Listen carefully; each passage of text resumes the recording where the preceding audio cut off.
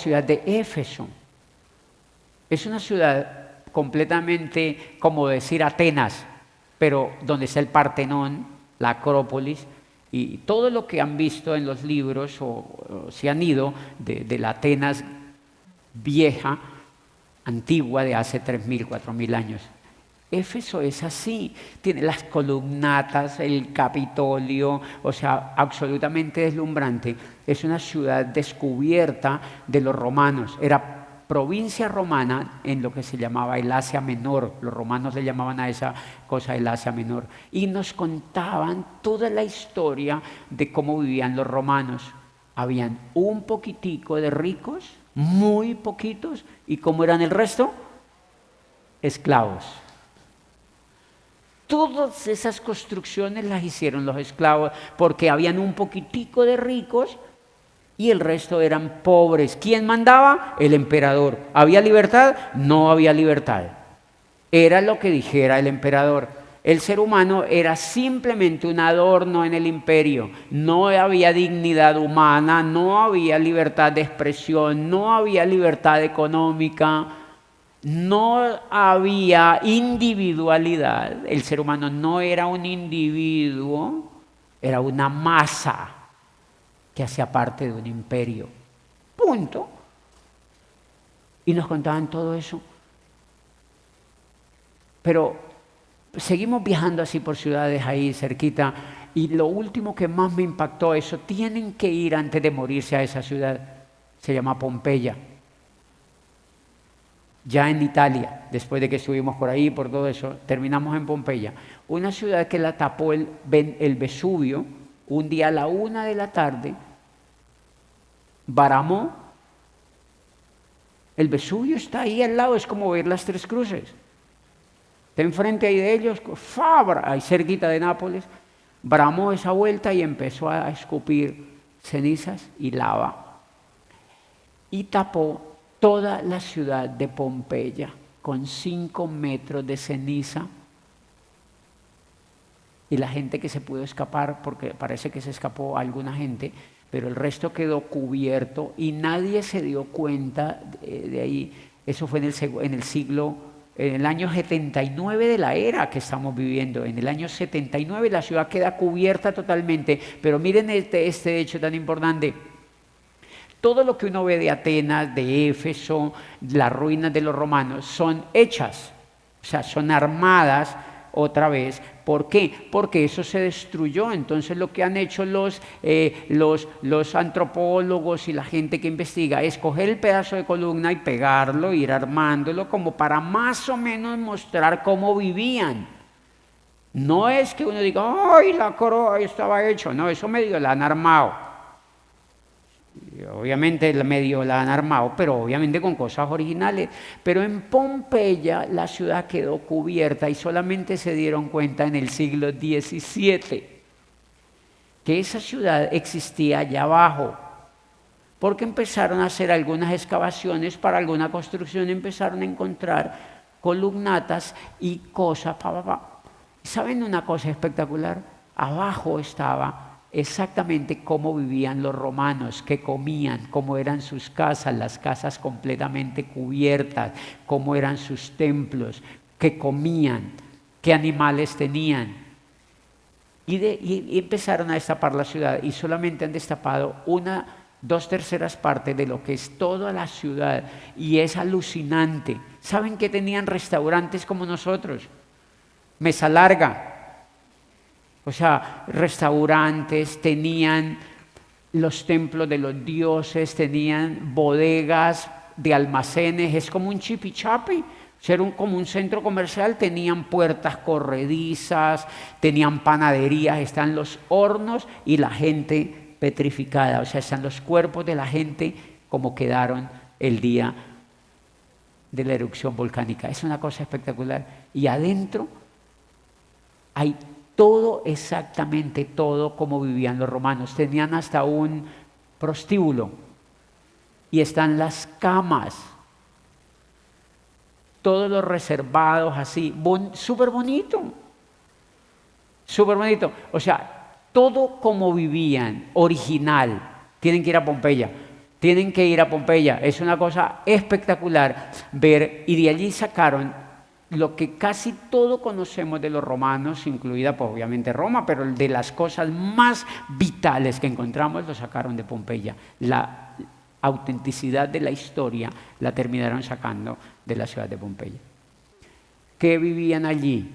Unos poquitos ricos y el resto eran esclavos. ¿Saben quiénes tenían prosperidad entre los romanos? Aquellos que tenían empresa propia.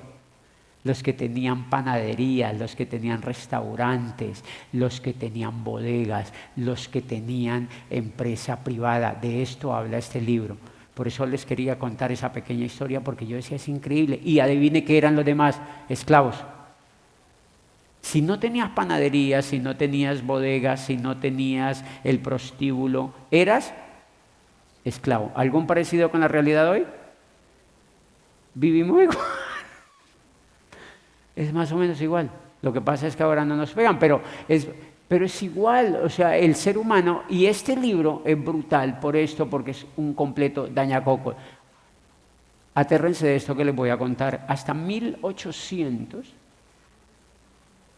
o sea, del año 1 hasta 1800, mejor dicho, atérrense de esto. El mundo que vivimos es una fábrica de pobres durante toda la historia de la humanidad. Esto no es de ahora. ¿Han visto que la gente se va en contra de la empresa privada hoy en día? ¿Han visto que hay grupos humanos que se van en contra del progreso?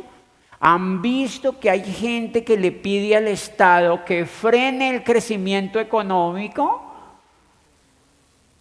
¿Han visto que hay personas que le piden al gobierno o a los gobiernos que intervenga la economía y que frenen el crecimiento? Y adivinen qué, el mundo, la historia del mundo ha sido una fábrica de pobres. Hasta 1800, desde que tenemos cuenta del año 1 hasta 1800, el 95% de la población mundial vivía por debajo de la línea de pobreza.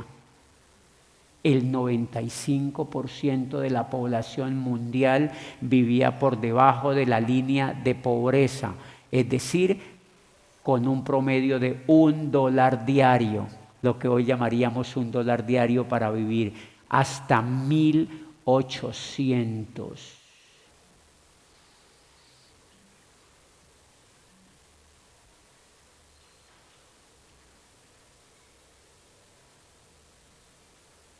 Y desde el descubrimiento de América, más o menos desde 1492 hasta 1800, el ingreso per cápita de los seres humanos solo creció un 40%, pero fue el que más creció en la historia de la humanidad.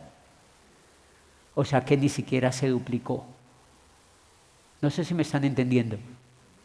O sea que de 1500 a 1800 el ingreso per cápita del mundo creció un 40%. No llegó ni siquiera al 50% y mucho menos se duplicó. Y en 1800, a partir de 1800, hace unos 200 años, cuando aparece la libertad económica, cuando aparece la iniciativa privada más democratizada, cuando aparece el capitalismo, cuando aparece la libertad, cuando aparece la iniciativa privada, cuando empieza a explotar la iniciativa privada, el ingreso per cápita ha crecido 12 veces. El ingreso per cápita ha crecido 12 veces. En 3.500 años ni siquiera se duplicó y en 200 años ha crecido 12 veces. Y los economistas hoy están hablando de que duplicar el ingreso per cápita, volver a crecerlo mucho más veces, está a menos de 100 años. Lo que antes se demoraba 3.000. Y ¿saben una cosa? Hoy solamente el 5% de la población mundial vive por debajo de la línea de pobreza. O sea que vivimos en el paraíso. O sea que en estos últimos 200 años el mundo ha generado productividad como ustedes no se imaginan. El mundo, el modelo económico en el que vivimos ha sacado al 90 y pico % de la gente de la pobreza mediante el modelo de la libertad de empresa, mediante el modelo de la iniciativa privada.